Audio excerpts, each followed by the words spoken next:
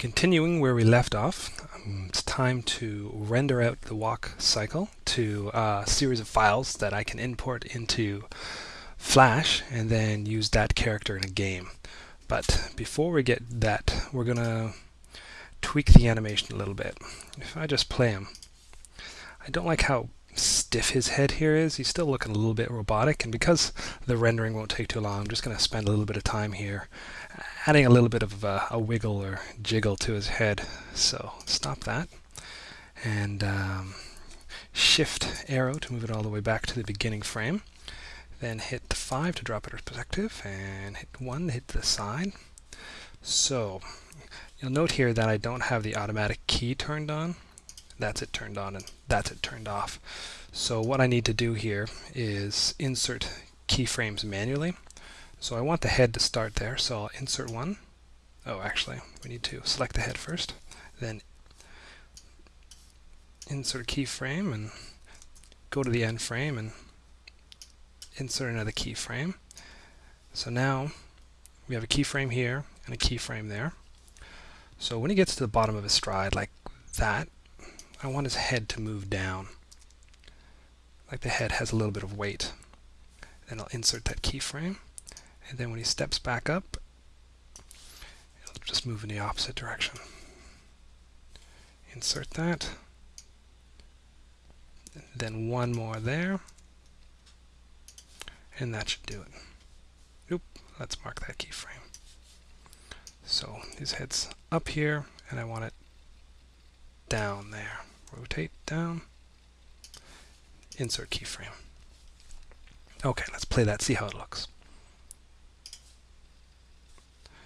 And you can just see that his head's got a bit of a more natural flow to it. Okay, so we're ready to render it out now. Let's stop this animation. And first thing we need to do is place the camera. So if I toggle full screen here, and I switch to 0, you see that the man is far too small. So if I was going to render him out like that, he'd just be a tiny little blip on the screen. So I want to get closer, and I want to get a better angle on him as well. So I'm going to switch to the top view, identify the camera here. And what you can do is you can just go to the rotation, and without selecting any of these, you can just press 0. It'll automatically zero all those out. That would be really handy. So I'll just grab that, move him closer, go to the side view here. Let's zoom in so we can see what we're doing. Grab that, rotate it like so. Now I'm going to go to the quad view here.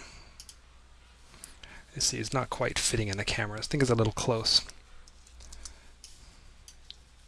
So let's grab that camera. You can see it updating at the top now. As I move the camera around, you can see the top right view is updating. So I just want an angle that fits him in. So there we go. Let's exit out of that view. Go to our camera view. Let's try turning the animation on, make sure it fits. So that's good. We'll render that out. So press stop here. Go back to the beginning. And pull this shelf out a little bit here. Go to our render panel and check some of our options. So it's really important that you have for my project anyways, that you have alpha turned on, RGB and A, so that way it'll, because there's nothing in the background here, everything behind him will be transparent. That way I can put him on any background in Flash and he'll show through. I'm going to render all these files to my desktop. We'll just call it walk cycle, and we'll call these files walk. Put an underscore. So it'll when Blender outputs all these files, it'll automatically output a number on the end of it. So I just want to have a dash before those numbers. Okay. So I think we're ready to go. So I'll just go up here. Oh, no, there's one more thing we need to do. If I just output one image here, you'll actually see that it's pretty dark. That's because the light is in the wrong spot. So let's go to the top view. Top view. Select our light, grab it, and just move it closer to the side here. Now, if we render that image again, you'll see it's got a bit better light on it. Actually, I can probably move it down a little bit. Oh, no, that's fine. So let's render that out and see how it looks. Alright, our render is done here. I just wanted to show you the results of the output. This is the file or folder that I saved them to, and you can see all the PNGs in there. PNGs are good because they save the alpha as well as all the colors. So I'm just going to quickly press spacebar on the Mac, and that'll bring up a preview screen. And I'll just flip through them, and you can see all the files come together to make a nice animation.